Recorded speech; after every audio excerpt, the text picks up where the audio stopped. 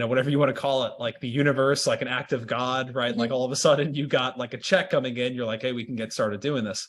But I'd love to kind of hear about like your sales process now. Cause like you were saying before, the way you were doing it before was just like your traditional dog trainer, hey, how much do you charge? Okay, these are my programs. This is what we do. This is how much we charge. And then you were probably at that point getting a lot of people that were tire kickers, right? Who just like weren't buying, right? So we've changed a couple of things, and now you're doing in-person consultations. And so how has that been going for you since you switched that up? Yeah. So, I mean, initially before, again, most of what I was doing was relying on Facebook or like people I met at Lowe's and handed a business card to, right? People who haven't really seen anything that I can do. And if they have, it's been a Facebook video, right? Like there's not much. And that's only if they went digging. A lot of these people on Facebook too are just like, oh, that looks cool. How much is that? Right. Yeah. And I was kind of falling into that trap of just like, oh, well, it's this much. And then sticker shock. They were like, yeah, no. Right. Yeah. And so that was like over like a DM conversation or over a phone call? Okay. Yeah, pretty much all like text conversations. Maybe it was like laziness on my part, but yeah, I was just like, well, they're probably not going to buy, so who cares, right? Yeah, exactly. Then I started changing it based on y'all's recommendation to try to get them on the phone, right? Make like a personal connection, find some way to relate to this person, and then build from there. And if you can relate to them on the phone, you can get them to come in person. If they come in person, they see your facility, they see you, they understand how you work with dogs, they see you with their dog. Yeah. So I've had a lot more luck with, like, I always felt that it was more honest to just put the prices out there, but it's not that we're being dishonest so much as just like, well, here's why you should buy, because look at what your dog's doing with me, or look what my dog can do, or look what this client that's been here for 2 weeks can do. So yeah, it's been kind of it's kind of the same as like watching your videos, right? Like I was like, can they actually help us for this amount of money? If you didn't have Facebook videos and you didn't have recommendations, I'd be like, let's go find, the like person behind Walmart who can do it for $100, right? Yeah. But the other thing is like, I love that you guys have both like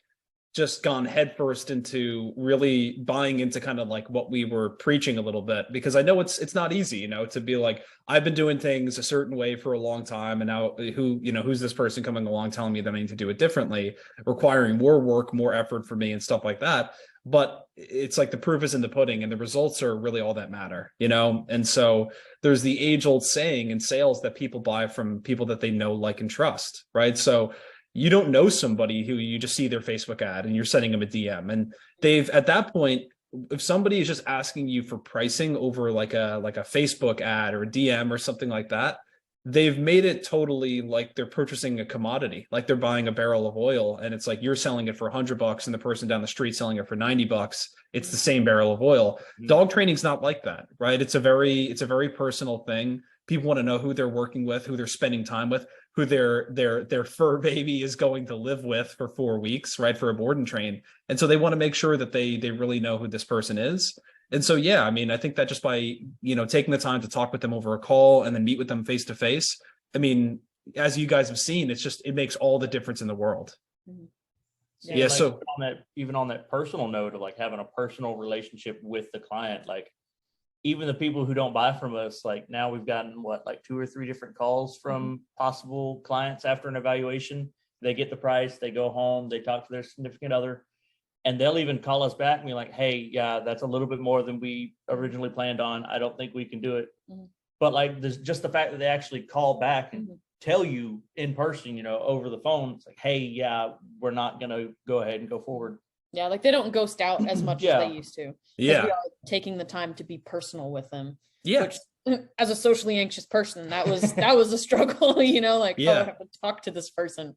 No, but I give you a lot of credit, because I think a lot of times it's a really scary thing when you're like, okay, I got to either drive to this person's house or have them come to my house, and I got to stand in front of them for 45 minutes to an hour having a full-blown conversation. A lot of people are very introverted, and, it can be really draining. It sounds kind of silly, but it's like by the end of it, it takes a lot of energy to have that conversation with somebody. And they're going to ask you sometimes like difficult questions, and they're going to kind of question your prices and stuff like that. And the easier way out is just to not do it at all and just say, I'm just going to put my pricing on my website. I'm just going to text them my pricing. And if they don't get back to me, it's like, then I can at least I can just blame it on the market. Oh, the market's no good. Everyone's tire kickers. But the truth is like, there's people that want to buy dog training, and they're going to buy dog training from somebody. So we just need to find the best way to make that us.